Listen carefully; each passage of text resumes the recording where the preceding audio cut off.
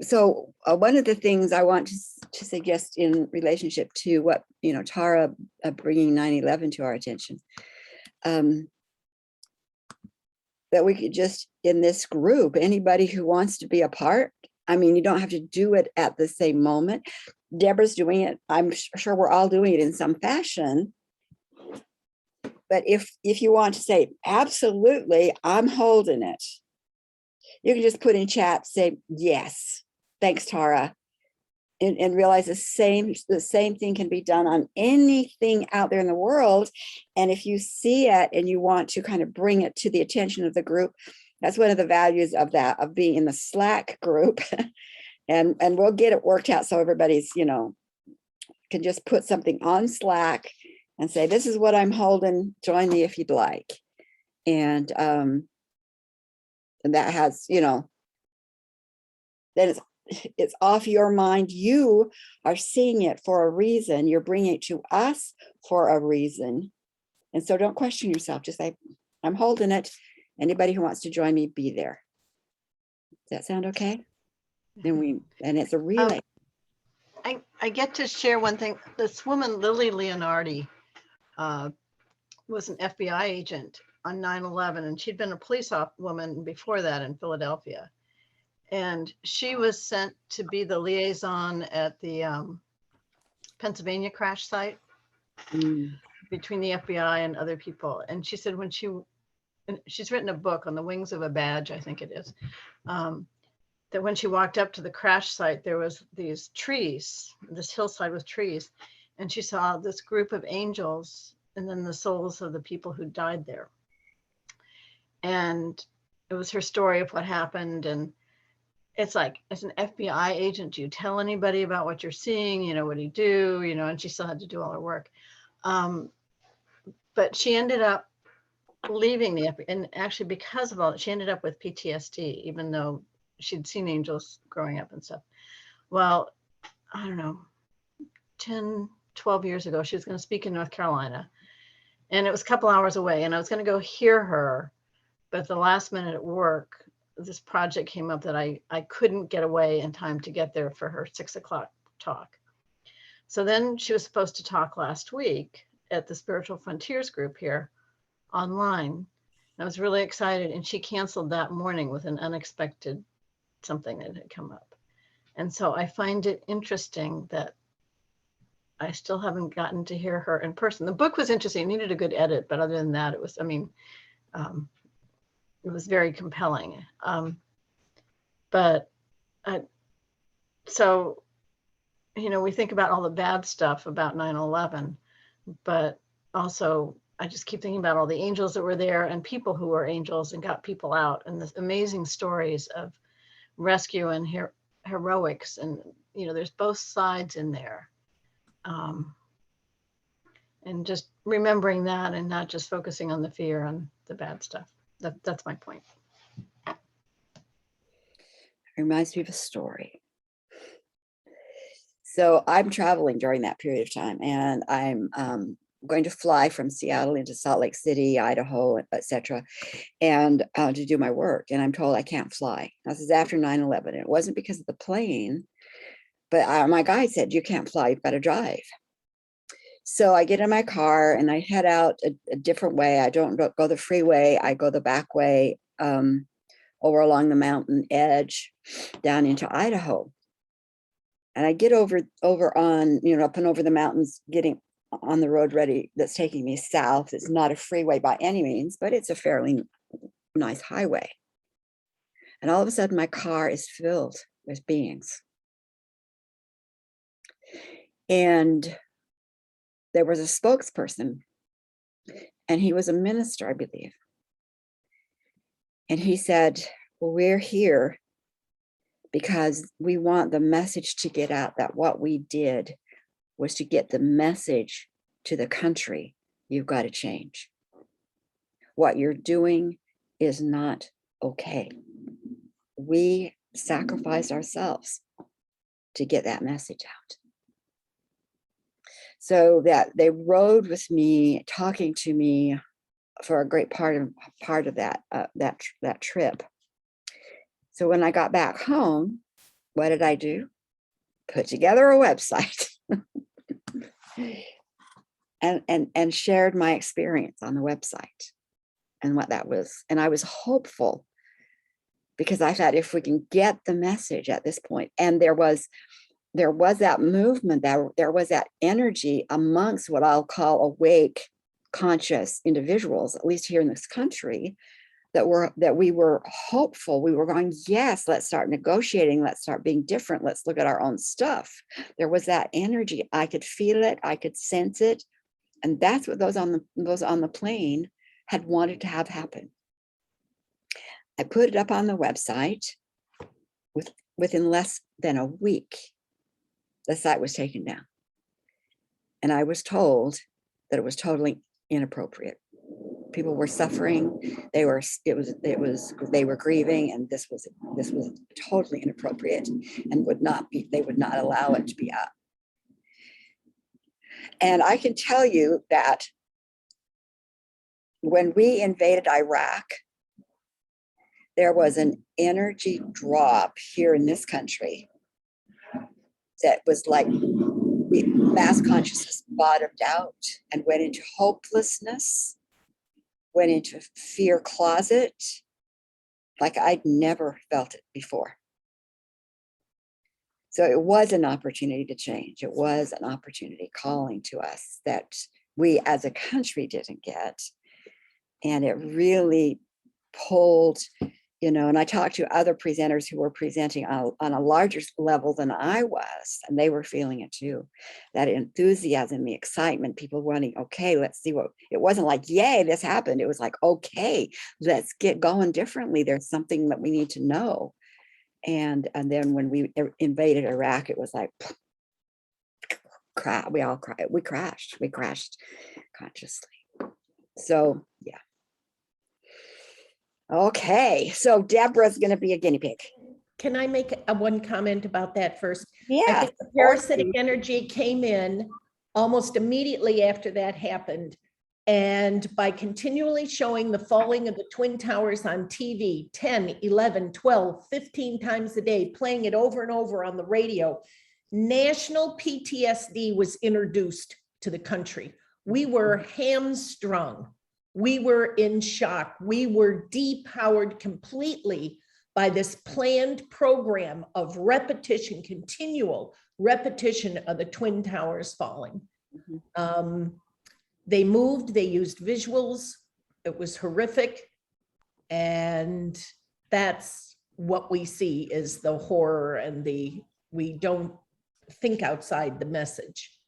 And I think it was parasitically done. Oh, yeah. Yeah. So again, let's go ahead. That doesn't matter time. There is no time or space. So around that entire event, not just what might happen here, but that whole entire event.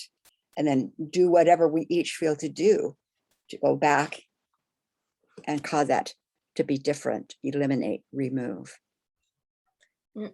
Only not just in the US, all over the world. I mean, I think everybody that was in an age to remembers that day. I know exactly where I was, and I need to share this because I actually watched the second tower go down live in the bank I was working. We had live CNN and we stood in front of the computer and watched it live.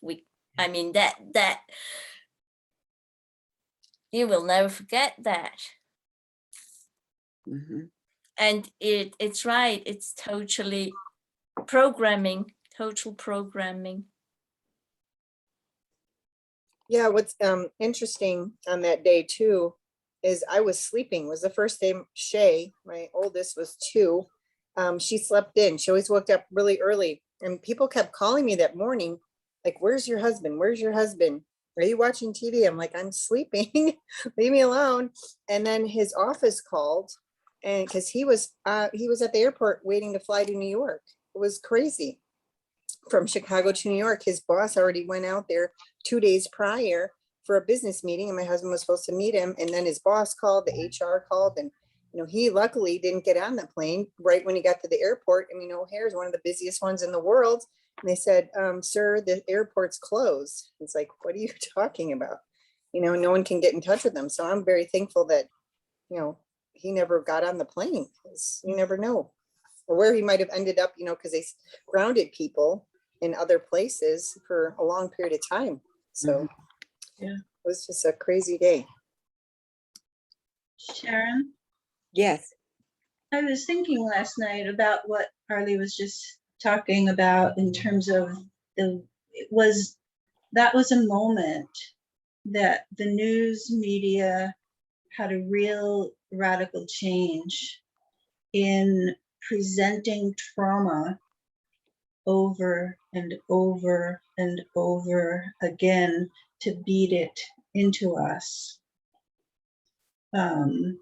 And the thing that I've been really contemplating recently, I mean, I live in such a beautiful place. Most of us do. And I'm out in this incredibly beautiful natural world and just awestruck and so grateful for the beauty and the quiet, and not noise quiet, but just a peace. And then I look at the rest of the world and it is surreal. The world has become so surreal that I really feel like the fabric or fabrics of reality are shredding. That they're, and that the energies that are causing it, entering, leaving, I mean, I feel like there's this huge mishmash of energies moving in every which way through this shredding of reality. And not just bad energies, but just everything. Everything is in motion. And there's so much potential. It's fraught. It's fraught with good and it's fraught with really bad. And we're seeing it everywhere, all around the globe. And I think that part of the craziness in the world is that most people don't have a sense that reality is shredding. I mean, who thinks about that?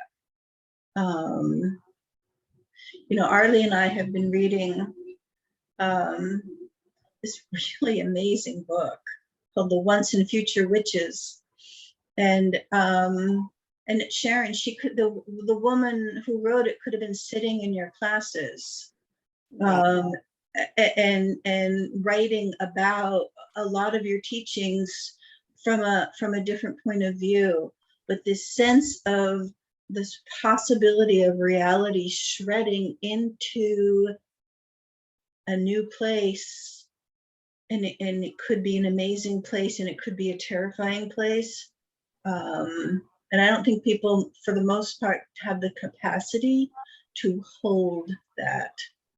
I mean, there are definitely days when I barely have the capacity to hold it and I know what's happening. But yeah, I have this really strong sense that reality is shredding.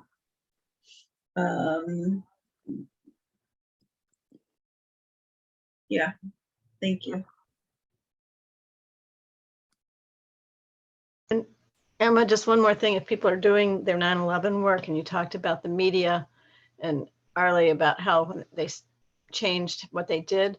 Well, what I also noticed is that was the takeover of the news. And I changed channels between all the major channels, groups, stations, and they were all doing the exact same story at the exact same time and taking a break at the exact same time. And you knew that it was all scripted and they were being told what to say. And so I started going to BBC and Reuters and European news outlets, because that's the only way I could get an independent view, because like all the major channels, news, same thing all the time. And that started the change in our newscasting big time.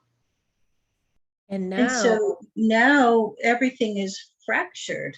Information is fractured.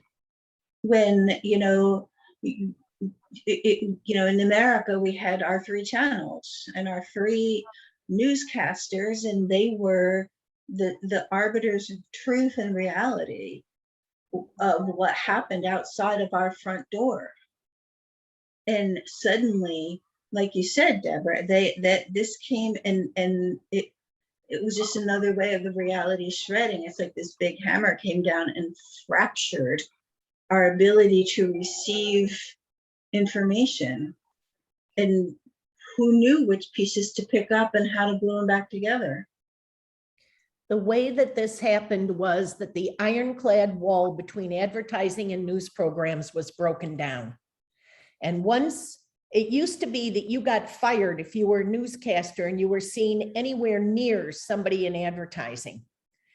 But Reagan broke down that wall. So now new advertising drives the news. So you don't hear about Boeing planes falling, but you do see advertisements, or several years ago, you saw advertisements for 747s, like you and I are going to buy one, right?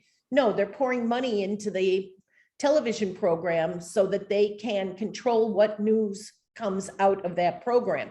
It's even more insidious now. All the little stations throughout the western part of the United States and in little towns have been bought up. And there are scripts coming out of right-wing organizations that their local newscasters are forced to read, that gives the right-wing swing on the news and also false information. And programs like Rush Limbaugh's are given away free, whereas programs like Tom Hartman's, he still has to charge for them to put them on. So you hear all this right-wing hate stuff. Truck drivers talk about going state to state to state to state, and all they get is Rush Limbaugh on repeat. They get him in the morning, they get him in the afternoon, they get him in the evening, because he's given away free and these places don't have money and they have to keep programming up. So yeah, news is a really important thing. And what's happening is it needs some work clearing out parasitics. Guardian Circle, Deep Six, boom. Yep, exactly. Where you see it, that's your job, is to name it, put it into the hands of the teams. And those teams are becoming more powerful all the time because of the Galactic Council's commitment that it end. So you see it, you name it, you turn it over to the teams and say, you keep working on it, proactively keep working on it. So that's when I have somebody say, oh my gosh, this is going on, this is going on, this is going on. My question to them is, what are you going to do about it? What action is your organization taking on it? I want to know what they're doing, because if they're only just spinning, I don't need to hear it. I already know it. It's out there, it's everywhere. But I really want to know who else is on board and what their piece is. I want to know who's taking action and what the action might be. So yes. And we can cloak back in time situations and put it in the hands of a guardian circle to bring it into alignment to the corrections that we have made, because this is the corrections we're holding. This is the download for the evolutionary blueprint. Those bodies are to be brought into it. Situation is to be brought into it. So we can change the past in alignment to what is the divine now. And I want to tell you the next thing online, and it came about 3 days after the evolutionary blueprint for the bodysuit. There is a download for the evolutionary download blueprint for the planetary system, not just Gaia, the whole planetary system. So, I mean, here we have, if you just see a building, here's a building, and this building was put in place to entrap people. So it's a building, it's a structure based on the outsider's parasitic agenda. And those of us who've been working have been going underneath and on the foundation, pulling out this brick, pulling out that brick, pulling out that rock, pulling out that rock. Now we're going to take out this window. And we've been taking these bits and pieces. And what do you think that building's going to do? Who's going to be in the wake when that building goes crash? Yeah. You see? So that system of like gathering up, put them in guardian circles, gathering them up so that it can be not just dismantled, but eliminated as most effectively, most powerfully, with as little impact as possible. That's the time we're in shredding realities. It's like all these buildings, all these realities, all these boxes.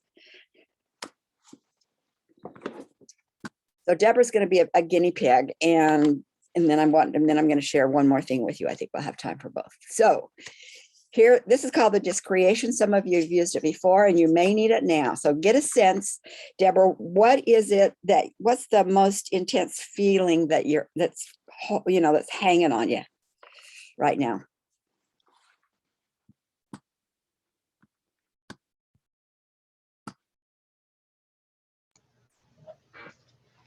Kind of hopelessness, Okay. sadness and hopelessness. Mm-hmm.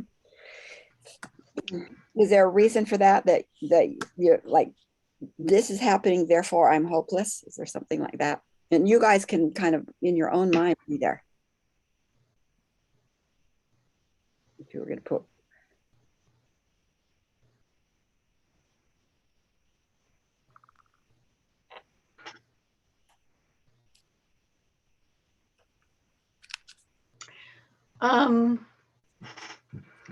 Part of it is like I've been doing my Ho'oponopono and this work, and it's like, and right now things keep getting worse. Mm-hmm. Like cancer in the dogs, cancer in people, cancer in the cat, Mm-hmm. and it's like it's getting worse, and so it's like, what more can I do? Mm-hmm. Mm-hmm.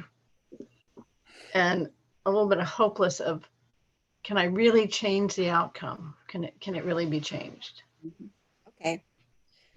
So you just kind of sit quietly, and you can close your eyes if you'd like to. Get a sense of what it feels like. Let that feeling be there when I said, I don't know what more to do.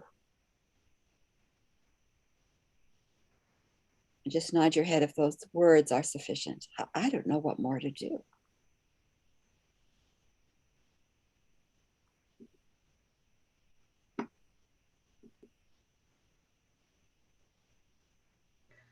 Those made me feel better. Okay. All that I'm doing isn't enough. All that I'm doing isn't enough.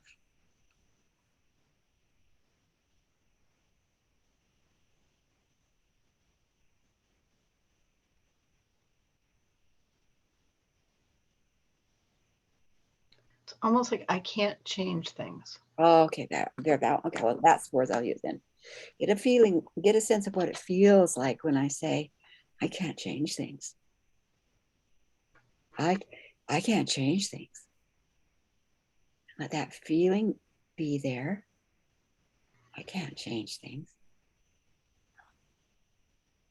And then your body is going to be the balloon, and the energy is going to be the helium. And so you're going to breathe the feeling in, let that feeling be the helium to fill your body right up as much as you can stand. I can't change things. Just breathe it in. I can't change things.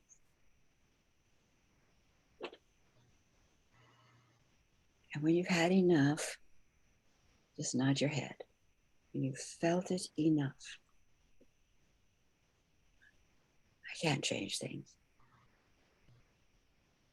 Breathe it in.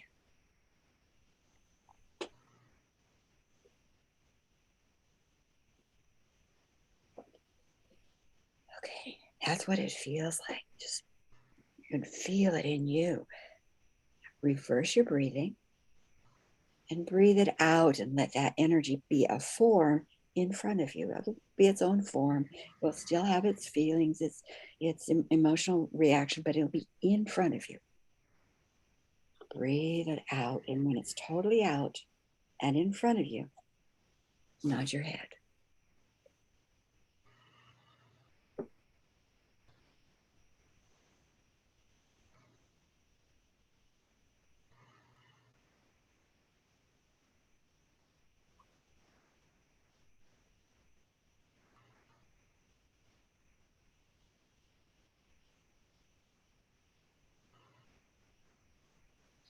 Take a step back, and there's that form in front of you, that form that is, I can't do enough.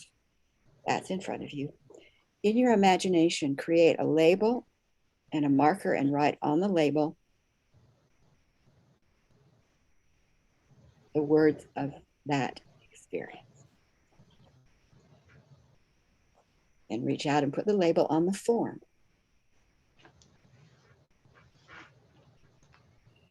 Take a breath and step back and read the label. Want to read it out loud? I can't change things. That's the name of that experience, Deborah. That's what the experience will bring with those words. I can't change things. And that's what you'll feel. Now, I want to ask you a question. Do you need more of that experience? Okay. And I want you to find all the cords that run from your body. Usually it's on the midline, could be anywhere, and disconnect the cords from your body or bodies. Do whatever you have to do. Do not chop them. You know, pull them out like a plug, or if they're screwed in, unbolt them. If they're hooked, unhook them. And each cord, once it's unhooked, goes right into the form in front of you. And tell me when all the cords are in the form, not in your bodies.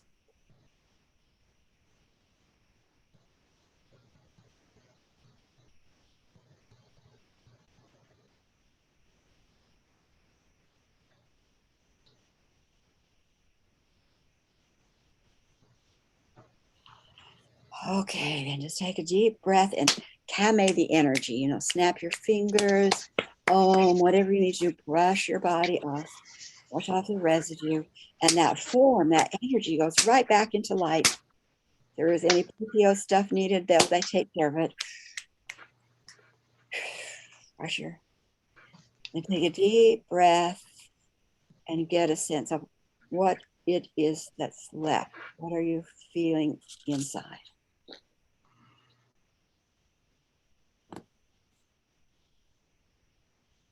Blue light, hope, and sparks of joy. Great. Just breathe that in. And that's called a discreation. And you always ask what's left, because there might be some other experience that needs to be taken through. And you just one right after until you get to that place. It's like, oh, okay. It might be a sense of peace or void, or like Deborah, sparklies, and just embrace that. And it's a very simple process to help you stay in good mind, you know, so you can be stressed as much as you want to be, and when you're ready, you can do this simple one. Deep six, of course, but if it's something that needs to be handled, and some of them do, this is that kind of one of the shorter ones. Thank you. Yeah, you're welcome. Thanks for being the guinea pig. My great pleasure.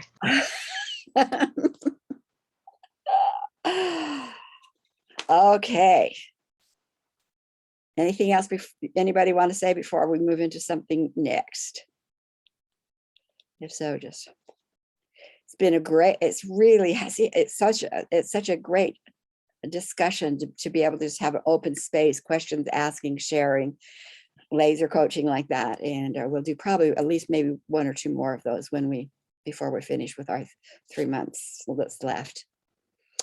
So this is what I want to share, is that I was working with a client, and we did some time travel.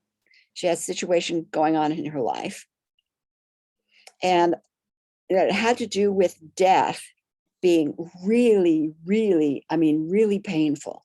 Death of others being extremely painful for her. That was not the issue. She came, but whatever the issue was about turning off and being reluctant was then traced back to a pattern in which she had had lifetimes in which people that she'd loved got sick or got tortured or somehow they were dead. And it was like love ends. Love ends. There's nowhere to go from here. And so, okay, let's go back. And I made the choice to go back to say what was inserted by the outsiders that caused this sense of absolute no love doesn't extend past bodysuit gone. That love is so fragile. And so I went back, and there's a time travel in the tag class. These are some of the processes we learn. So we go back in time, down the spot time slip, to where there was a discussion held by the outsiders, like a group outside of our field, that were saying they're going like, how can we get more? How can we have more control? What can we impose? So they have board meetings every once in a while. So the board meeting that I went to had 6 beings there. And they wanted to further entrap our souls. Now, they own the bodysuits. That's their bodysuits. And really, there's still ownership programs, because this is way back. There's still ownerships within the soul. But they were afraid that when the soul left the body, if it got too far into what we'll call light or truth, they might set up another rebellion. So they didn't want them to get too far or wander too far close to the truth, which is what we're talking about in our galactic history. We're restoring that kind of truth. So they decided that they were going to create a system of a walled system, like a box. So that, and I don't know that all souls were going to be going into this, but this particular client certainly was part of that. So it might have been an experiment from this particular set of outsiders. So the system was this, that they would be told what heaven was, be told what afterlife was, so that they could have it in their minds what it was going to be like. So that when that soul left the bodysuit, they would move into a mirror of what they were told heaven was going to be like. So I'm going to use the Mormons as an example, because I kind of know what they are. And I'm not saying they're bad.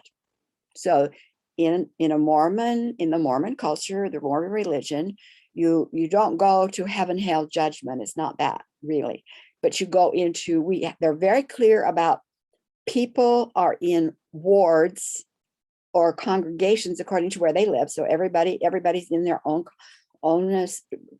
locale, that meets in the same place, goes to meetings at the same time. So they have this community.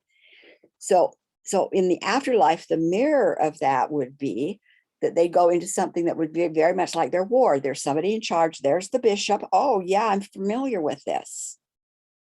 Here's our meetings. Yes, I'm familiar with that. We don't have the heaviness of earth, but we have a reflection of what we were told and how we acted on the planet. And so there's no curiosity. There's no like, well, where do we go from here? Or there's no chance of escape. Therefore, that bridge to have those loved ones talk from that light place. Christina knows that. People talking from of a different place, giving you information isn't possible in that particular box. And that's what my client was in. And because she'd been in that particular box, every time somebody in her life died, it was like they ceased to exist because they couldn't, there wasn't that interaction with those who were in the light and learning more and could add more to her experience. I'd never seen that before. So of course, totally illegal, concept illegal, got rid of that at every, etc. And the reality statement then that we made for her was that I am connected to that flow of joy, of light, of love, of wisdom through my soul, to my spiritual teams, to my divine star family, and to the divine home. And that is a constant and open stream in my world. So I thought what we'd do is to close by just doing a journey and letting each one of us connect in with that divine family essence to walk with us through the week. Are you up for that? Okay. So's Michelle's dog. Okay, so just breathe.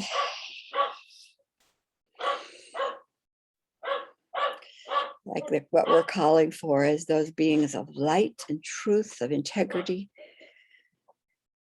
who are your causal team, who are your healing team, who are your guides, who have in mind for you, holding for you the highest expression and experience of your divine family and of the agenda. And as you sit in this physical body on purpose, volunteered, anchored here,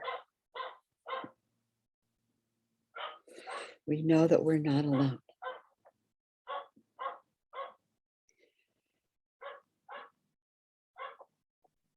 And activating all of the codes within the evolutionary blueprint that's been downloaded for each one of us, that those frequencies, those programs, those songs sing to our physical bodysuit, home, stability, secured connection, and love.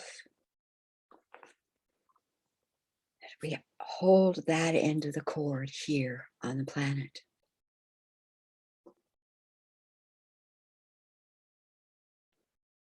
And then let yourself in your imagination, knowing the body's solid and here and healthy, just let that higher, lighter soul part of yourself lift, moving into whatever name you give it. I call it the time channel.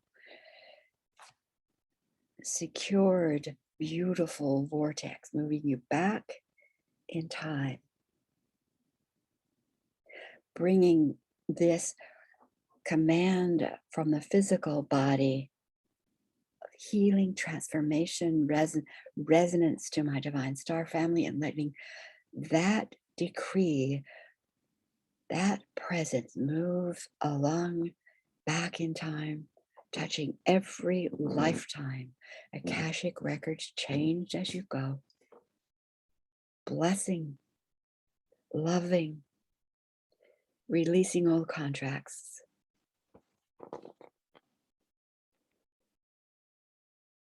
Let yourself get a sense of being out of the energy field of Earth, of the 8th dimension, but moving, continuing into the 7th world, where you are met by some components, some members of your divine family, like some of your cousins.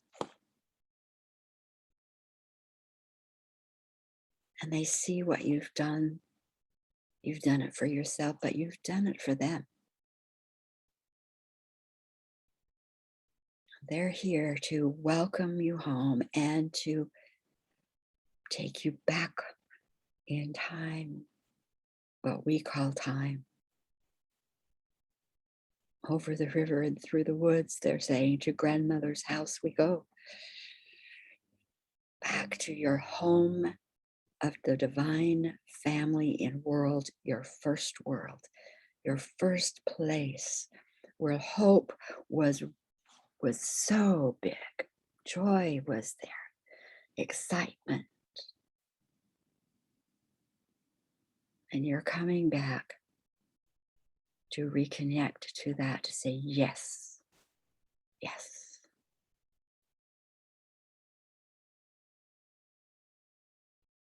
Just notice the forms, the interactions,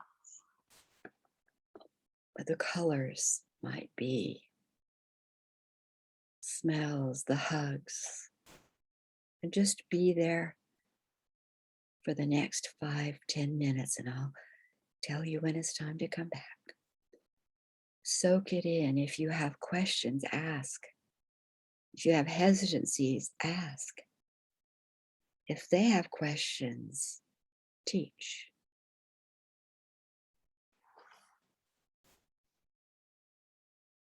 And when it's time, I'll come and bring you back.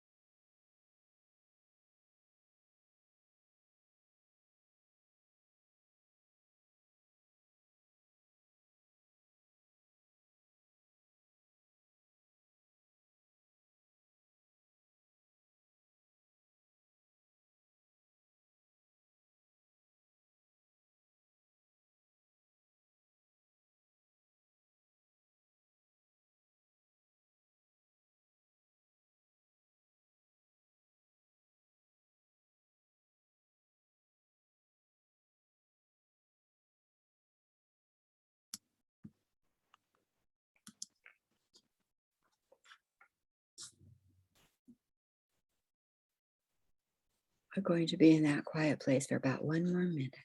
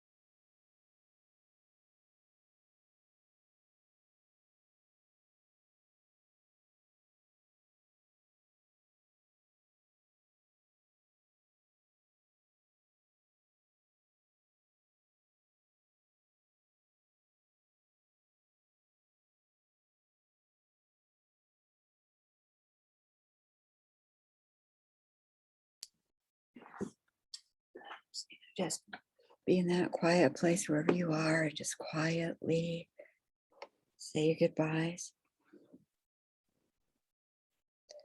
Are you walking away with some ideas of how to walk this week differently? Surrounded with the presence, the energy of the divine family of which you are a valuable part.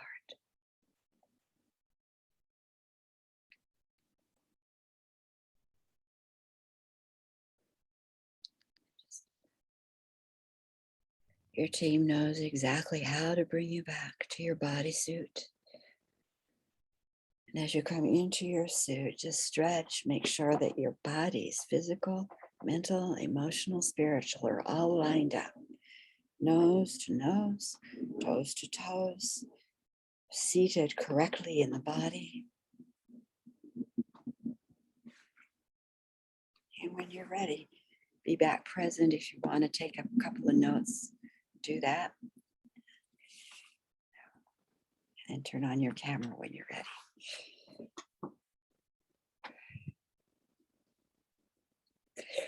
So we're going to go around and just with maybe 1 or 2 words, what was that? How beneficial was that? You know, what was your takeaway? Maybe that's a better way. What's your takeaway as you move into the week from that connection? And we're going to go around and tag. And if you're not ready the first time around, just pass. That way we can move through till our close. Cinda, what was your takeaway?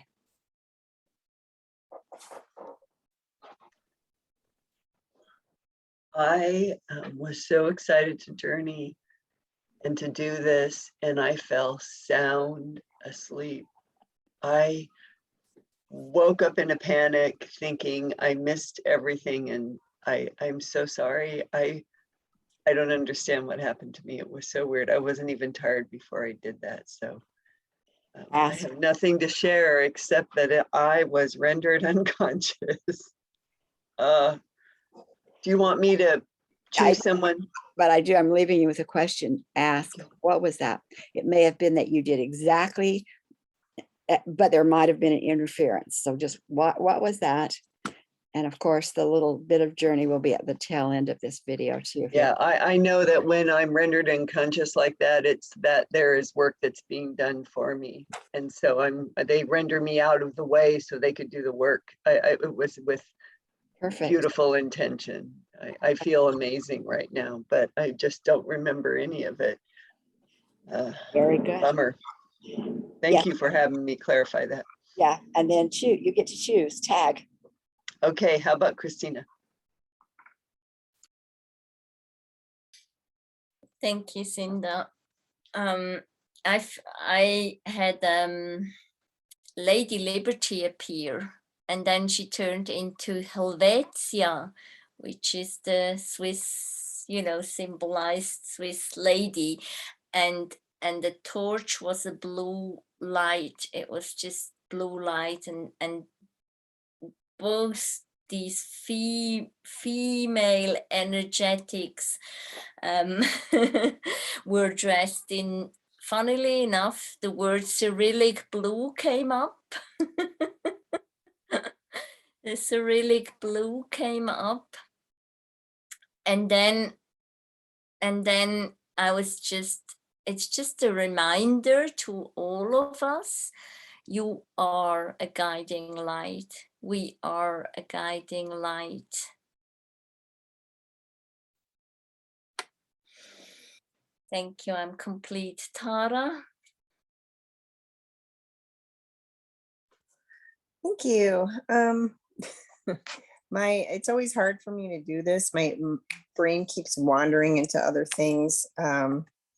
And I feel like I'm often making it up, but right when you said 1 minute left, I started noticing a lot of people, I guess, around me hiding behind trees, kind of, but there were there was a vast number of people. And then right when you were calling us back, I received a really thin lavender blanket with a heart on it with fringe on it. And that was all I had. I wish it was longer and more, a deeper experience, but I'm going to try to do it again later. How about Arlie?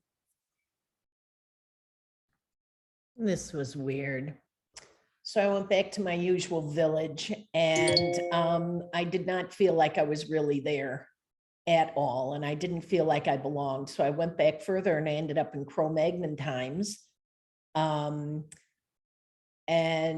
was like, okay. And I was like, I'm still not comfortable here. So then I thought, maybe they need some clothes. Then I found myself in a Native American village, and I wasn't comfortable there.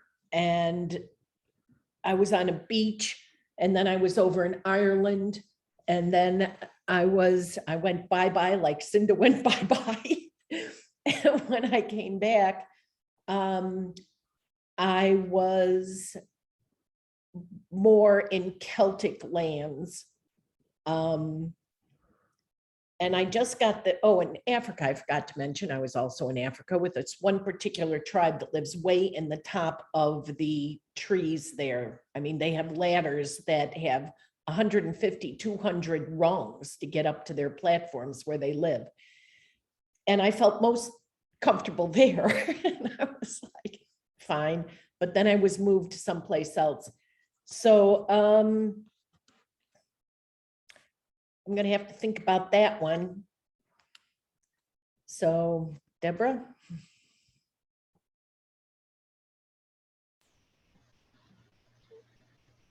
Cool travels. It was very wonderful. I went back to original family, which for me usually is just energy and colors and it's not form. But this time they said, you can be in form because you need to feel that in form. And it was like all this, my loving family. And somebody was making me a head chain of like daisies to wear on my head or flowers. It was lovely. But I guess ever since Sharon said about the 13th group that was supposed to be the overseers and keep everybody safe, I'm like, oh God, I know where I was the moment you mentioned it. And I went back this time, and when I was there, it's like they said you can feel that, you can feel the joy and the peace and all. And it's like, yes, but can I be forgiven for not doing my job? And they're like, it's done. So now it's like you can feel the forgiveness and then feel the rest come in. And it's like, yes, you can change things now, because it's like I screwed up and couldn't change things for people. And I've been taking an art class, which I enjoy, but I haven't been painting lately because we haven't been meeting due to COVID. And they said paint your way through the treatments. And they said, your paintings, paint the energy of home and they will heal people. And it's sort of like, you'll know what to do. And it's like, I just feel like abstract colors is more than a form thing. But it was like, I felt like I was truly home for the first time. I could go home. I had finally, paid my penalty. It's okay. I could forgive myself so I could go home. Not that I was never allowed to go home before, but yeah. And it was like, you're home and you can stay. So that was me. So Emma.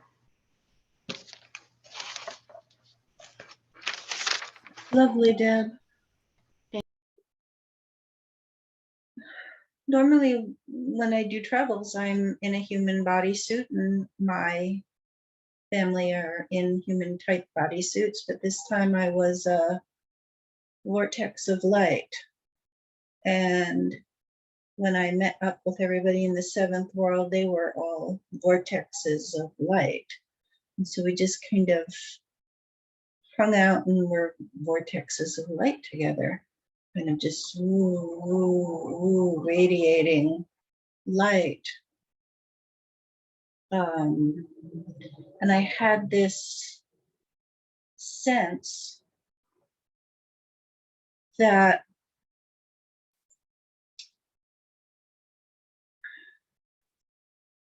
my original soul inhabitant of this bodysuit and the walk-in soul inhabitant of this bodysuit were kind of wrapped around each other in like a spiral of light, and that this struggle that I've always had between being this or that, between being this way or that way, of being kind of allied with this star family or that star family,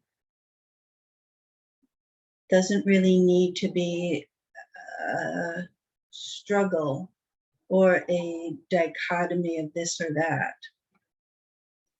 So, so yeah, I'm gonna need to kind of meditate about that for a little while and figure out what that might mean. And as always, insights are welcome. I am complete, Sharon.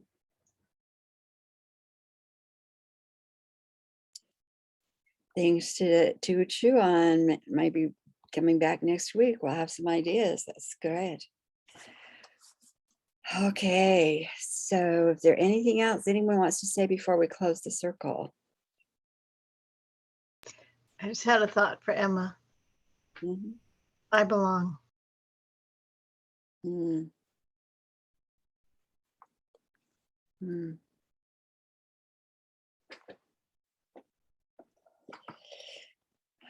Okay, so as we get ready to close our circle, we just turn all the energy, all of the new awareness, all the blessings into that vortex within the triple cocoon, sending it out into the world. We ask that those who are holding our loved ones continue to do so. And our circle is now closed until we meet again next Thursday. And so it is. Okay, loves. Let's see where we go from here. And you enjoyed it, Emma? This was beautiful. Thank you, Sharon. This is such a great sharing today. Was amazing. Thank you Yeah. for letting me be a guinea pig. Willingness. And all of you. Deborah, you have a lighter light about you too. You're different than when you first came on. Good luck to you, my friend. Good luck to your husband. Absolutely. I'm so Mhm. sorry. Christina, good luck this weekend on your class. Yes, Thank Christina. you. Yeah, and I'll send Thank a link you. out too again. I think you Sure. probably all have it, but just in case, I'll send it again. Hmm. She's not. Arlie, check your messenger. Yeah. Sent you a message, Arlie. Oh, No, on messenger. Just oh, okay. Guys, take good care. Bye, everyone. Love you. And as always, thanks. Thanks to all. Sharon, you're great. Thank you.